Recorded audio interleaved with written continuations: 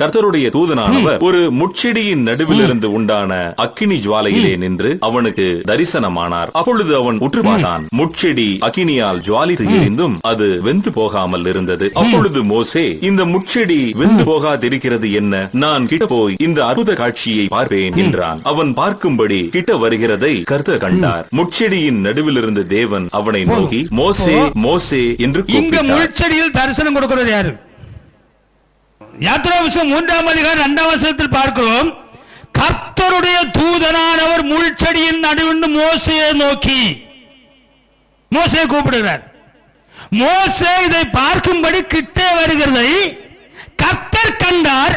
அப்பொழுது முள்செடியின் நடுவிலிருந்து தேவன் மோசேயை நோக்கி, அப்படி தூதனானவராக காணக்கூடியவராக நிற்கிற தேவனா இல்ல தூதனா? தேவன் தான் தூதனானவராக நிற்கிறார். அல்லேலூயா, அல்லேலூயா.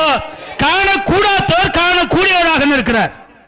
அவர் நேரடியாக சொல்லுகிறார், கர்த்தர் அதை கண்டார், தேவன் மோசேயை நோக்கி. அப்படிதானே? தேவன் இல்லைன்னு சொல்ல முடியுமா? இது தேவனா இல்லையா? இது தேவனா இல்லையா? மோசேக்கு தரிசனம் கொடுத்தவர் தேவனா இல்லையா? தேவனை கண்டாங்களா இல்லையா? 6ஆம் வசனம் படிங்க. பின்னும் தூதனானவராக நிற்கிறவர் நான் ஆபிரகாமின் தேவனும் ஈசாக்கின் தேவனும் யாக்கோவின் தேவனும் ஆகிய உங்கள் பிதாக்களுடைய தேவனாய் இருக்கிறேன். மோசே தேவனை கண்டு முகத்தை மறைத்துக் கொண்டார் வாசிக்கிறோம். மோசே பார்த்து கூப்பிடுறார், மோசே நீ வா, எகிப்தின் அடிமைத்தனத்திற்கு என் ஜனங்களுடைய சத்தத்தை கேட்டேன், அவருடைய கூக்கள் நான் கேட்டேன், அவரை ரட்சிக்கும்படிக்காக உன்னை அழைக்க வந்தேன், நீ வா என்று சொல்லுகிறார். அவர் கேட்கிறாரு, ஆண்டவர் உம்மை நீர் யார் என்று உங்க பேர் சொல்லணும் இல்லையா? என்ன ஒரு ஆள் அனுப்பினார் அப்படின்னு சொல்லும்போ உங்க பேர் சொல்ல, உன் பேர் என்ன? அதுக்கு 14 வசனம் சொல்றாரு, இருக்கிறவராகவே இருக்கிறவர் என்று சொல்லுறார். 15ஆம் வசனத்துல தேவன் வேற தேவனா கர்த்தர் வேறயா? பாருங்க 15ஆம் வசனம் படிங்க. தேவன் மோசேயை நோக்கி, மேலும் தேவன் மோசேயை நோக்கி, ஆபிரகாமின் தேவனும் நான் ஆபிரகாமின் ஈசாக்கின் தேவனும் ஈசாக்கின் தேவனும் யாக்கோபின் தேவனுமாகிய உங்கள் பிதாக்களுடைய தேவனாகிய கர்த்தர். தேவனாய கர்த்தரும் தேவனும் வேறயா? இந்த தூதனானவராக காட்சி எடுத்து தூதனானவரும் தேவனும் தேவனாய கர்த்தரும் வேறயா? அதான் ஒரே ஆளா? யாருக்கு பலியிட வேண்டும்? தேவனுக்கு தானே பலி. ஆதியாகமம் 12ஆம் அதிகாரத்தில் பார்க்கிறோம். அங்கே ஆதியாகமம் 12:8 ஆபிரகாம் ஒரு பலிபீடத்தை கட்டி கர்த்தருக்கு பலியிட்டு கர்த்தர் நாமத்தை தொழுது கொண்டான் வாசிக்கிறோம். ஆனால் இங்க என்ன படிக்கிறோம்? யாத்திராகமம் 3ஆம் அதிகாரம் 18ஆம் வசனம் படிங்க. தேவன் என்ன சொல்றார்? உன் வாக்குக்கு செவி கொடுப்பார்கள். நீ மோசே பார்த்து சொல்ற, மோசே நீ அங்க போகும்போது அற்புத அடையாளங்கள் செய்ய வேண்டிய வரும், அப்படி செய்யும் போது உன்னுடைய வார்த்தைக்கு அவர்கள் கீழ்ப்படிவார்கள். அப்பொழுது நீயும் இஸ்ரவேலின் மூப்பரும் எகிப்தின் ராஜாவினிடத்தில் போய், எபிரேயருடைய தேவனாகிய கர்த்தர் எங்களை சந்தித்தார். யார் சந்தித்தது? இப்ப இந்த முள்செடியின் மேல் நின்று மோசேயை சந்தித்தது யார்? எபிரேயருடைய தேவன், ஆபிரகாமின் தேவன், ஈசாக்கின் தேவன், யாக்கோவின் தேவன், என்னை படைத்த என் முன்பிதாவாகிய ஆதாமை படைத்த தேவன் சந்தித்தார். இப்பொழுதும் நாங்கள் வனாந்தரத்தில் 3 நாள் பிரயாணம் போய் எங்கள் தேவனாகிய கர்த்தருக்கு பலியிடும்படி எங்களை போக விட வேண்டும் என்று சொல்லுங்கள். இப்ப யாருக்கு பலி? இங்கே தூதனானவராக கண்ட தேவனுக்கு பலி கொடுக்கும்படி செலுத்தும்படி ஆண்டவர் சொல்லுகிறார். அல்லேலூயா, அல்லேலூயா. இந்த மோசே ஒரு காரியத்தை கேட்கிறார். 4ஆம் அதிகாரம் 10ஆம் வசனம் படியுங்கள். 4ஆம் அதிகாரம் 10ஆம் வசனத்தை வாசிக்கும் பொழுது, நீ வாயா, நீ போ, நீ அங்க போய் அற்புதங்களை எல்லாம் செய்வேன்னு சொன்ன பொழுது இவர் என்ன சொல்றார் என்றால், அப்பொழுது மோசே கர்த்தரை நோக்கி, மோசே என்ன சொல்றார் பாருங்க, ஆண்டவரே இதற்கு முன்னாவது தேவரீர் உமது அடியேனோடே பேசினதற்கு பின்னாவது நான் வாக்கு வல்லவன். பாருங்க, அங்க கர்த்தர் சொல்லுவோம் ஒருவர் தான், ஆண்டவர் சொல்லுவோம் ஒருவர் தான், தேவன் என்று சொல்லுவோம் ஒருவர் தான். ஆண்டவர் தேவரீர் இதற்கு முன்பு பேசுவது கர்த்தாவே, ஆண்டவர் கர்த்தாவே, நீர் இதற்கு முன்பு பேசுவதற்கு முன்பாவது நான் வாக்கு வல்லவன் அல்ல, நான் திக்குவாயும் மந்த நாவும் உள்ளவன் என்றான். அப்பொழுது கர்த்தர் அவனை நோக்கி, மனுஷனுக்கு வாயை உண்டாக்கினவர் யார்? ஊமையனையும் செவிடனையும் பார்வையுள்ளவனையும் குருடனையும் உண்டாக்கினவர் யார்? கர்த்தராகிய இப்ப மனுஷனை நான் அல்லவா? உண்டாக்குறது யாரு? கர்த்தர். யார் அந்த கர்த்தர்? புதிய ஏற்பாட்டில் யார் அந்த கர்த்தர்? பவுல் சொல்லுகிறார், நாங்கள் எங்களை பிரசங்கியாமல் கிறிஸ்துவை கர்த்தர் பிரசங்கிக்கிறார் 2 கொரிந்தியர் 4:5 சொல்லுகிறார். பவுலை சந்தித்த பொழுது பவுலை இயேசுதான் சந்திக்கிறார். அப்பொழுது அப்போஸ்தலர் 9ஆம் அதிகாரம் 17ஆம் வசனத்தில் அனனியா போய் சொல்லுகிறார், சகோதரனே சவுலே, நீ வந்த வழியிலே உனக்கு தரிசனமாய் இயேசுவாகிய கர்த்தர். இங்கே கர்த்தர் என்ன சொல்றார்? மனிதனுடைய சரீரத்தை, வாயை, காதை, மூக்கை, கண்ணை உண்டாக்குவது யார்? கர்த்தராகிய நான் அல்லவோ? ஆதலால் நீ போ, நான் உன் வாயோடே இருந்து நீ பேச வேண்டியதை உனக்கு போதிப்பேன் என்றார். இப்போ சிந்திக்கணும், இங்கே காணக்கூடியவராக தரிசனம் கொடுக்கிறார், ரூபமானவராக, தூதனானவராக. அதே ஆள் இப்ப சொல்லுகிறார், உன் வாயோட இருந்து பேசுவேன். அப்ப வாயோட ஆவியான இருந்து பேசுறது யாரு? அது 2 ஆளா இல்ல 1 ஆளா? ரூபமுடையவராக மோசைக்கு தரிசனம் கொடுக்கிறவரும் அதே மோசையின் வாயிலிருந்து ஆவியானவராக பேசுறவரும் 2 ஆளா இல்ல 1 ஆளா? திருத்துவத்துக்கு 2ஆம் நபரை கொண்டு எங்க வைக்கிறது? 3ஆம் நபரை கொண்டு எங்க வைக்கிறது? கொண்டு வைக்கணுமே. இங்கே நாம் வாசிக்கிறோம், பங்கு பங்காகவும் வகை வகையாகவும் தீர்க்கதரிசிகள் மூலமாகவும் பிதாக்களுக்கு திருவுளம் பற்றின தேவன் இந்த கடைசி நாட்களில் குமாரன் மூலம் நமக்கு திருவுளம் பற்றினார். இங்கே ஆதாமை தேடி வந்தார், நோவாவை தேடி வந்தார், ஆபிரகாமை தேடி வந்தார், ஈசாக்கை தேடி வந்தார், யாக்கோவை தேடி வந்தார், மோசையை தேடி வந்தார். இவர்களுக்கு காணக்கூடியவராக தரிசனம் கொடுக்கிறார்.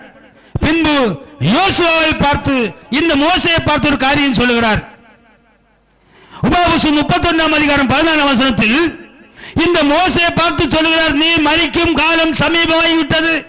அதனால் இந்த இஸ்ரவேல் ஜனத்தை வழிநடத்தி கொண்டு வருகிற இந்த அதிகாரத்தை யோசுவாவுக்கு கொடுக்கும்படி நியாயசரிப்பு கூடாரத்துக்கு முன்பாக இந்த யோசுவாவையும் கூட்டி வா என்று சொல்கிறார்.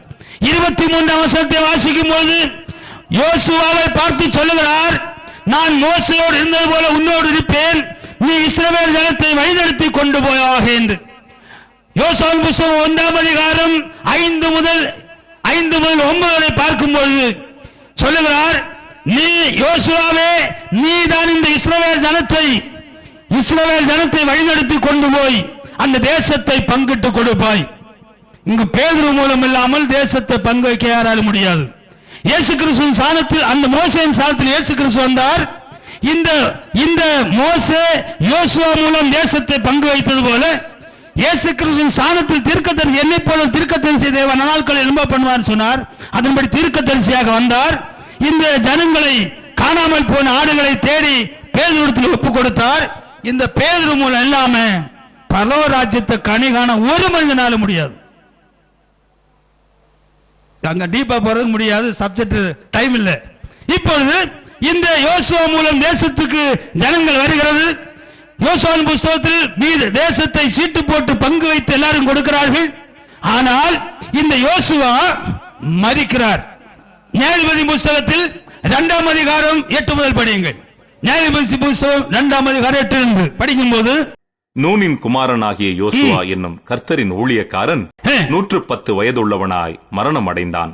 அப்போஸ்தலர் காலத்துக்கு பின்பு இன்று எப்படி கிறிஸ்தவ உலகம் நாசத்துக்கு போய் கிடக்கிறதோ இதே போல பழைய ஏற்பாட்டில் வரலாறு இருக்கிறது. படிங்க. அவனை எப்பிராயீமின் மலை தேசத்தில் உள்ள காயாஸ் மலைக்கு வடக்கே இருக்கிற அவனுடைய சுதந்திரத்தின் எல்லையாகிய திம்னாத் ஏரேசிலே அடக்கம் பண்ணினார்கள். அக்காலத்தில் இருந்த அந்த சந்ததியார் எல்லாரும் தங்கள் பிதாக்களுடன் சேர்க்கப்பட்ட பின்பு கர்த்தரையும் அவர் இஸ்ரவேலுக்காக செய்த கிரியையும் அறியாத வேறொரு சந்ததி அவர்களுக்கு பின் எழும்பிற்று. தேவன் யார் என்று அறியாத ஒரு சந்ததி எழும்புகிறது. இதே போல அப்பொழுது இஸ்ரவேல் புத்திரர் கர்த்தரின் பார்வைக்கு பொல்லாப்பானதை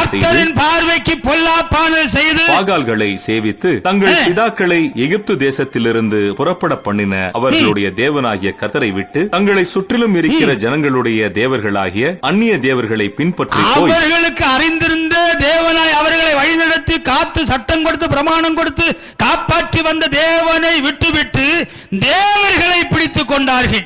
இந்த போல தேவனத்துல ஒண்ணுதாயா ஆனா ஒண்ணுக்குள்ள ஒண்ணுக்குள்ள ஒண்ணுக்குள்ள எப்படியா மூணு இருக்கும்? நாங்க அதைத்தான் சொல்றோம் ஐயா, ஒண்ணுதாயா. ஆனா எங்க எல்லாம் எல்லாத்துக்கும் ஒத்துக்கிடுவாங்க. ஞானஸ்நான இடத்துல மட்டும் இல்ல திருத்தம். இயேசு சொன்னதை கேட்கணுமா, பேதுரு சொன்னதை கேட்கணுமா? இயேசு சொன்னதை நீ கேட்கணும், பரிசுத்தாய் சொன்னதை கேட்கணுமாண்டாமா? அங்க பரிசுத்தாய் செயல்படுறாரா இல்ல அப்போஸ்தலர் செயல்படுறாங்களா? அதே 3ஆம் அதிகாரம் 8 முதல் படியுங்கள். 3ஆம் அதிகாரம் 8 முதல். இங்கே நாம் முதலாவது பார்த்தோம், இங்கே ஆதாமிடத்தில் தேவனை கர்த்தர் பார்த்து பேசுகிறார். நோவாவிடத்தில் நோவாவோடு தேவனோடு நோவா சஞ்சரிக்கிறார். ஆதாமை பார்த்து தரிசனமாகி என்று வாசிக்கிறோம். ஈசாக்குக்கு தரிசனமாகி என்று வாசிக்கிறோம். யாக்கோபிடத்தில் தேவன் பேசிவிட்டு போன வாசிக்கிறோம். இங்கே மோசைக்கு முள்செடியின் மேல் தரிசனமாகி நான் தேவன் என்று சொன்னான் வாசிக்கிறோம். இவரோடு இருந்தவர் இவரோடு யோசோடு இருப்பார் சொன்னார். இங்கே கர்த்தர் இஸ்ரவேலின் மேல் கோபம் மூண்டவராகி அவர்களை மெசொப்பொத்தாமியாவின் ராஜாவாகிய கூசான் ரிஷதாயீமின் கையிலே விற்று போட்டார். இப்படியே இஸ்ரவேல் புத்திரர் கூசான் ரிஷதாயீமை 8 வருஷம் சேவித்தார்கள். இஸ்ரவேல் புத்திரர் கர்த்தரை நோக்கி கூப்பிட்ட போது கர்த்தர் இஸ்ரவேல் புத்திரரை அழுது கூப்பிட்ட போது காலேபின் தம்பியான கேனாசுடைய குமாரனாகிய ஒத்னியேல் என்னும் ஒரு இரட்சகனை அவர்களுக்கு எழும்ப பண்ணினார். அவன் மேல் கர்த்தருடைய ஆவி வந்திருந்ததினால் அவன் இஸ்ரவேலை நியாயம் விசாரித்து யுத்தம் பண்ண ஆவியானவர் இறங்கி இருந்து அங்கே கிரியை செய்ய ஆரம்பிக்கிறார். அதாவது இங்கே பங்கு பங்காக காணக்கூடியவராக வெளிப்படுகிறார், இங்கே காணக்கூடாதவராக வெளிப்பட ஆரம்பிக்கிறார். இவர்களுக்குள்ளிருந்து பேச ஆரம்பிக்கிறார். பின்பு கிதியோனை கர்த்தர் அழைத்து கிதியோனை கொண்டு ரட்சிக்கிறார். மனோவாவின் மனைவிக்கு தரிசனமாய் மனோவாவோடு அவர் பேசுகிறார். மனோவாவுக்கு சிம்சோன் பிறக்கிறான். சிம்சோனுக்குள் கர்த்தருடைய ஆவி இறங்குகிறது. அந்த ஜனத்தை இஸ்ரவேல் ஜனத்தை வழிநடத்துகிறார். பின்பு சவுலை அந்த சாமுவேலை தேவன் எழுப்புகிறார். இந்த சாமுவேல் தான் இஸ்ரவேல் ஜனத்துக்கு முழுவதும் வழிகாட்டியாக இருக்கிறார். சாமுவேலோடு கர்த்தர் இருந்தார். வாசி 3ஆம் அதிகாரம் 10ஆம் வசனமா 1 சாமுவேல் 3:10 படிங்க. அப்பொழுது கர்த்தர் வந்து நின்று முன் போல சாமுவேலே சாமுவேலே என்று கூப்பிட்டார். அதற்கு சாமுவேல் சொல்லும் அடியேன் கேட்கிறேன் என்றான். சரி போதும். இப்பொழுது கர்த்தர் சாமுவேலுக்கு தரிசனமாகி சாமுவேல் கூட இருந்து சாமுவேலை கொண்டுதான் அது முதல் தான் ராஜரீக அபிஷேகம் செய்கிறார். இந்த சாமுவேல் மரிக்கும் காலமான பொழுது எங்களுக்கு வேற ராஜாக்கள் வேண்டும் என்று சொன்னார்கள். பின்பு சவுலை ஆக்கி கொடுக்கிறார். இதே சப்ஜெக்ட் மீண்டும் மறுபடியும் அடுத்த சாட்டில் இருக்கு, அதனால ஸ்பீடா வர்றேன். இந்த சாமுவேல் சவுலை அபிஷேகம் பண்ணுகிறார். 1 சாமுவேல் 10ஆம் அதிகாரத்தில் சாமுவேல் அபிஷேகம் பண்ண உடனே 10ஆம் அதிகாரம் 10ஆம் வசனத்தில் தேவனுடைய ஆவி இவன் மேல் இறங்குகிறது. இந்த மனிதன் தேவன் சொன்ன வார்த்தைகளை கீழ்ப்படியாததினால் இவரை தள்ளி தாவீதை ஏற்றுக் கொள்கிறார். இந்த தாவீதோடு கர்த்தர் இருக்கிறார். இங்குதான் விஷயமே கிடக்கிறது. இந்த தாவீதுக்குள்ளுதான் பின்பு வேத சத்தியம் மறைந்து கிடக்கிறது. அங்குதான் கேள்விக்குறிகளும் ஏராளம் இருக்கு. அதுக்கு அடுத்த சாட்டு வரப்போறேன். இங்கே இதிலிருந்து நாம் படித்தோம், பங்கு பங்காகவும் மகிழ்வையாகவும் தீர்க்கதரிசி மூலமாகவும் அப்படிதானே படிச்சோம். எபிரேயர் 1:1 தீர்க்கதரிசிகள் மூலமாகவும் வெளிப்பட்ட தம்மை வெளிப்படுத்தின திருவுளம் பெற்ற தேவன் இந்த கடைசி நாட்களில் குமாரன் மூலமாக நமக்கு திருவுளம் பற்றினார். யார் இந்த குமாரன்? மத்தேயு 1ஆம் அதிகாரம் 18 முதல் படிக்கும் பொழுது இல்லாமல் தம்மை உருவாக்குகிறார், பரிசுத்த ஆவியினால் கர்ப்பமாய் இருக்கிறார். நீ ஒரு குமாரனை பெறுவாய், அதற்கு இயேசு என்று 18ஆம் வசனம் இயேசு படிங்க. கிறிஸ்துவினுடைய ஜனனத்தின் இயேசு விவரமாவது கிறிஸ்துவின் பிறப்பின் வரலாறு என்ன? அவருடைய தாயாகிய மரியாள் யோசேப்புக்கு நியமிக்கப்பட்டிருக்கையில் அவர்கள் கூடி வரும் முன்னே அவள் பரிசுத்த ஆவியினாலே கர்ப்பவதியானாள் என்று காணப்பட்டது. இவர் இப்ப இல்லாமல் தமக்கு ஒரு ரூபம் எடுக்கிறாரா, இல்ல அங்க தேவனோடு கூட இருந்தவர் எங்க வந்து இறங்குறாரா? தேவன் தமக்கு ரூபத்தை உருவாக்குகிறாரா, இல்ல இரண்டாம் தேவனா? தேவன் எப்படி இருக்கிறார்? ஆவியா இருக்கிறார். அந்த ஆவியான தேவன், பரிசுத்தராக இருக்கிற தேவன் தமக்கு ரூபத்தை எடுக்கிறார். அதே அதிகாரம் 23ஆம் வசனம் என்ன சொல்கிறது? இம்மானுவேல் என்றால் தேவன் நம்மோடு இருக்கிறார் என்று அர்த்தம். அப்படியானால் தேவன் தான் மனிதனாக பிறந்திருக்கிறார். இரண்டாம் தேவன் அல்ல. இரண்டாம் தேவனை உலகத்தில் பிறந்த ஒருவன் காட்ட முடியாது. தேவனுக்கு இரு தன்மை, ஆவித்தன்மை உலகம் அனைத்திலும் இருக்கிறவர். தேவனுடைய தெய்வீக தன்மை என்பது என்ன? முதல்ல படிங்க, எரேமியா 23ஆம் அதிகாரம் 23, 24 படிங்க. தேவனுடைய தெய்வீக தன்மை என்ன? நான் சமீபத்திற்கு மாத்திரமா தேவன், தூரத்திற்கும் தேவன் அல்லவோ? தேவன் நேரடியாக சொல்லுகிறார், நான் சமீபத்திற்கு மாத்திரமா தேவன், தூரத்திற்கும் தேவன் அல்லவா என்று கர்த்தர் சொல்லுகிறார். அப்படியே இந்தியா எங்கும் நான் தான் தேவன் என்று கர்த்தர் சொல்லுகிறார். என்னுடைய கண்களுக்கு மறைவாக யாவனாக என்னுடைய கண்களுக்கு மறைவாய் எங்காவது ஒளித்திருக்க கூடுமோ, நான் வானத்தையும் பூமியும் நிரப்புகிறோம். அப்படியானால் ஐயா, நீங்க சந்திர மண்டலம் போனாலும் சரி, சூரிய மண்டலம் போனாலும் சரி, இனி பாதாள லோகம் போனாலும் எங்கும் எல்லாவற்றையும் நிரப்புறவர் தான். நான் வானத்தையும் பூமியும் நிரப்புகிறவர் அல்லவோ? அவரே தேவன். அந்த தேவனை பார்க்க முடியுமா? ஐயா, ஒரு கப்பலுக்குள்ள இருந்து கப்பலை வெளி தோற்றத்தை பார்க்க முடியுமா? வீட்டுக்குள்ள இருந்து வீட்டு வெளி பார்க்க முடியுமா? மனிதனுடைய அல்ப புத்தியால் மனிதன் தேவனை கேவலப்படுத்துகிறார். தேவனுடைய தன்மை என்பது அந்த சராசரத்தை நிரப்பிக் கொண்டிருப்பது. அவர் சாலமோன் ஆலயத்தை கட்டுகிறார். 1 புத்தகம் 8ஆம் அதிகாரம் 27ஆம் வசனத்தை வாசிக்கும் பொழுது, வானாதி வானங்களும் கொள்ளாத தேவாதி தேவனே, உண்மையாக நின்ற இந்த உமக்கு நான் கட்டின ஆலயத்தில் வாசம் பண்ணுகிறோம்.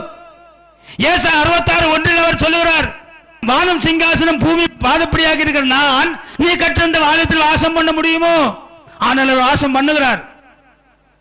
ஆலயத்தை கட்டி வைக்கிறார்.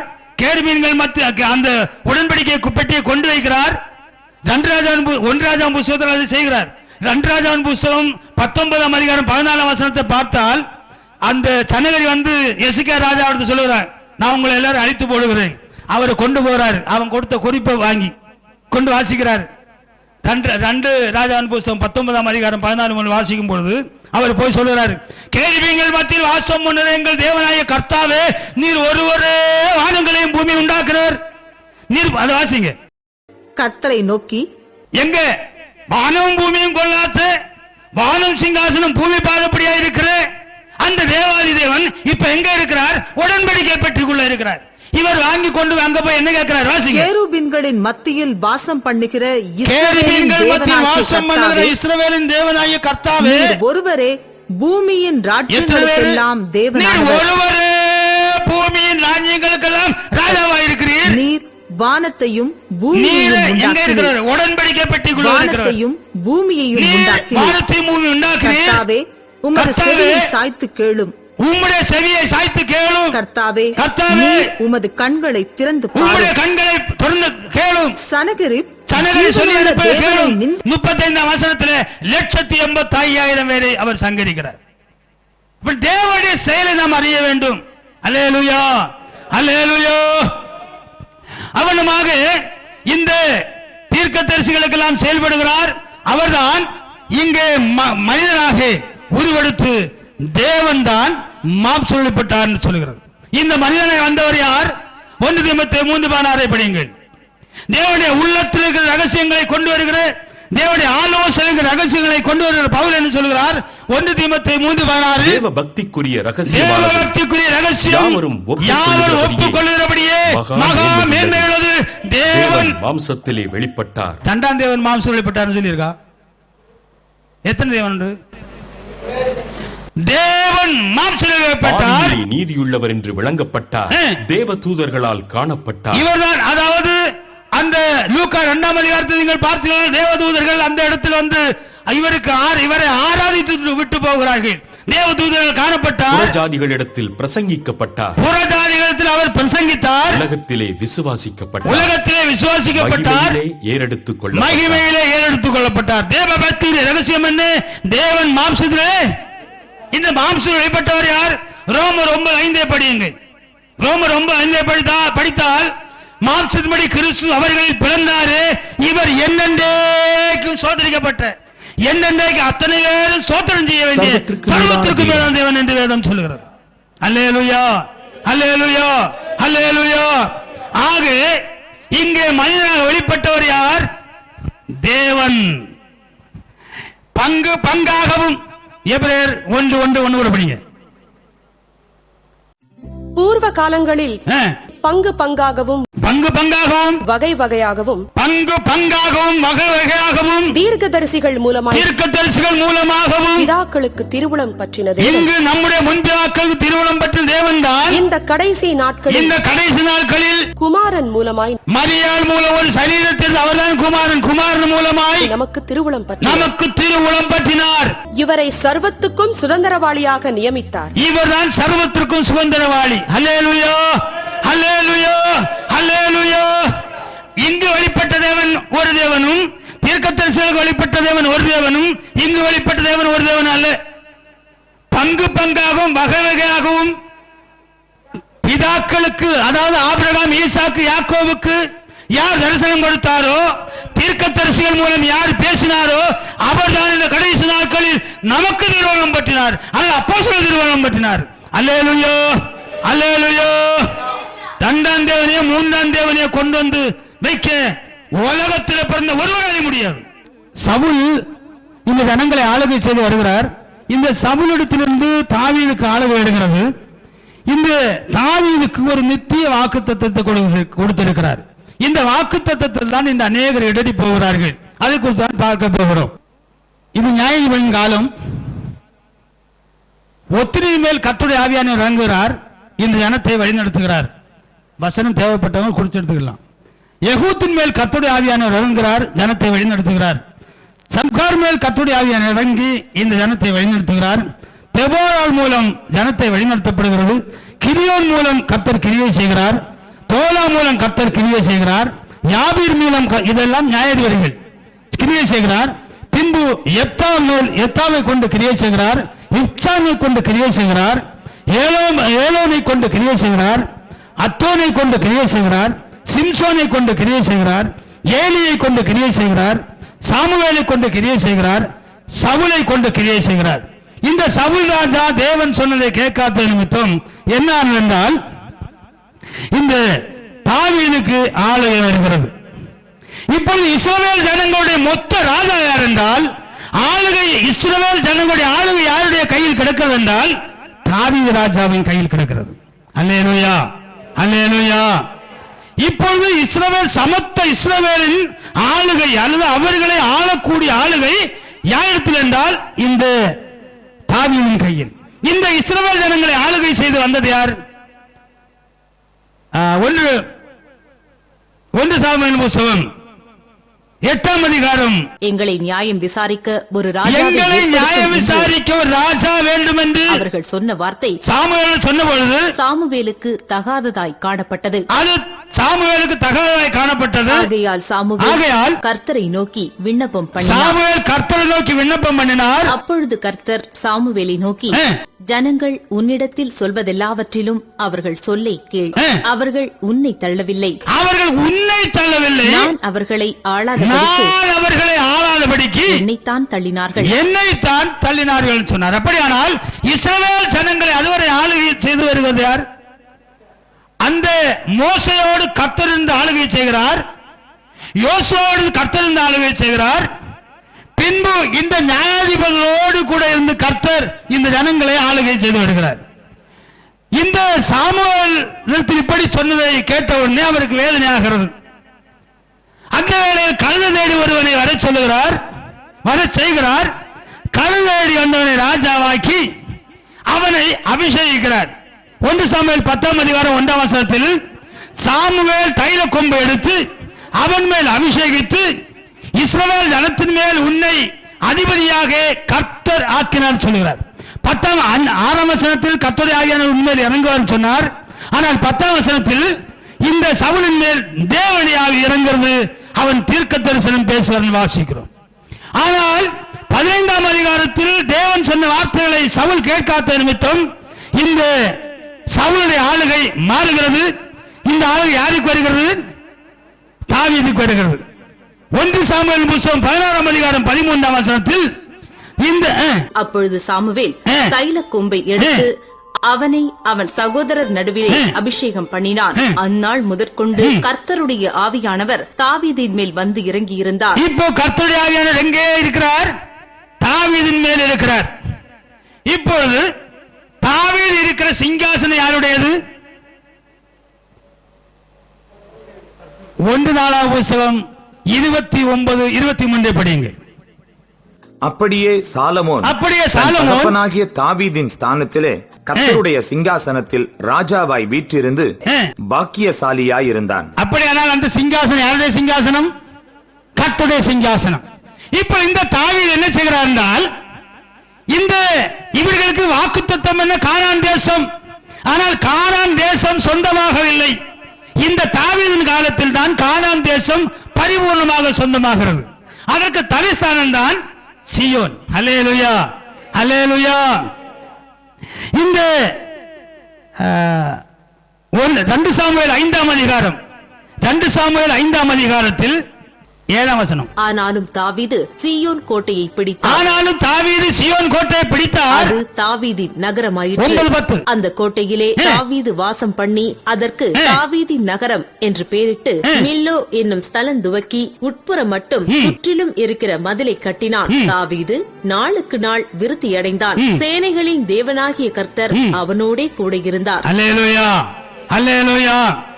சமஸ்த இஸ்ரவேலுக்கும் ராஜாவாக இவர் இருக்கு. இப்போ தேவன் ஜனங்களை ஒவ்வொருவர் மேலிருந்து ஆளுகை செய்து வந்தார். இப்பொழுது இவருக்குள் தேவன் இருக்கிறார். இவர் இருக்கிற சிங்காசனம் கர்த்தருடையது. இந்த அங்கே எபோசன் சொல்லுகிறான், உன் கூட எதுக்கு ஏன் இடத்துல இருக்கிற நொண்டிகளும் சப்பாடிகளும் போதுன்றார் சொல்றான். ஆனாலும் இவர் போய் ஜெயித்து கோட்டையை பிடித்து விட்டார். சீயோன் தலைநகரமாக இருக்கிறது. இது தாவீதுடைய நகரமாயிற்று. இங்கே அவர் சிங்காசனத்தை அமர்த்தி இங்கே ராஜாவாக வீற்றிருந்தார். அத்தனை பேரும் இவருக்கு கீழ்ப்பட்டிருக்கிறார்கள். அல்லேலூயா, அல்லேலூயா, அல்லேலூயா. இது கர்த்தருடைய சிங்காசனம்.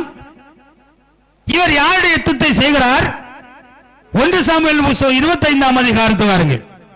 1 சாமுவேல் 25ஆம் அதிகாரம் 28. உமது அடியாளின் பாதகத்தை மன்னியும். கர்த்தர் என் ஆண்டவனுக்கு நிலையான வீட்டை நிச்சயமாய் கட்டுவார். என் ஆண்டவன் கர்த்தருடைய யுத்தங்களை நடத்துகிறவராமே.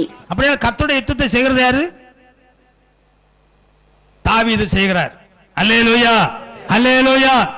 என் ஆண்டவன் என்றால் ராஜா என்ற அர்த்தம். அது இந்த 1 சாமுவேல் 25-26 அதிகாரத்தில் ஏராளம் வசனம் இருக்கிறது. 25ஆம் அதிகாரத்தில் 26ஆம் வசனம், 27ஆம் வசனம், 28, 29, 30, 31, அதே மாதிரி 25ஆம் வசனம். இந்த வசனங்கள் எல்லாம் ஆண்டவன் என்றால் ராஜா என்பதை சொல்லுகிறது. அவனமாக இங்கே இந்த தாவீது இந்த கோட்டையை பிடித்து விட்டார். இது தலைசானமாக இருக்கிறது. சீயோன் தலைசானமாக இருக்கிறது. கர்த்தருடைய சிங்காசனத்தில் அவர் ஆளுகை செய்கிறார். இந்த ஸ்தானம் தான் தாவீது பிள்ளைகளுக்கு வருகிறது. சரி, இப்பொழுது இங்கே ஒரு வாக்குத்தத்தம் கொடுக்கிறார். என்ன வாக்குத்தத்தம்? 2 சாமுவேல் 7ஆம் அதிகாரம் 12 படிங்க. 2 சாமுவேல் 7:12. உன் நாட்கள் நிறைவேறி, தாவீதை பார்த்து சொல்கிறார், உன் நாட்கள் நிறைவேறி நீ உன் பிதாக்களோட நித்திரை பண்ணும்போது நான் உனக்கு பின்பு உன் கர்ப்ப பிறப்பாகிய உன் சந்ததியை எழும்ப பண்ணி. 19ஆம் வசனத்தை படியுங்கள். கர்த்தராகிய ஆண்டவரே, கர்த்தராகிய ஆண்டவரே, இது இன்னும் உம்முடைய பார்வைக்கு கொஞ்ச காரியமாய் இருக்கிறது என்று கர்த்தராகிய ஆண்டவராய் இருக்கிற தேவரே உம்முடைய அடியானுடைய வீட்டை குறித்து வெகு தூரமாய் இருக்கும் காலத்து செய்தியை மனுஷர் முறைமையாய் சொன்னீரே. இப்ப இயேசு கிறிஸ்து வந்து ஆளுகை எடுக்கக்கூடிய காரியத்தை வரை அங்கே சொல்கிறார். 2 சாமுவேல் 23:1 முதல் வாசியுங்கள். ஒரு பெரிய ஒரு விஷயம். தாவீதுடைய கடைசி வார்த்தைகள், மேன்மையாய் உயர்த்தப்பட்டு யாக்கோபுடைய தேவனால் அபிஷேகம் பெற்று இஸ்ரவேலின் சங்கீதங்களை இன்பமாய் பாடின ஈசாயின் குமாரனாகி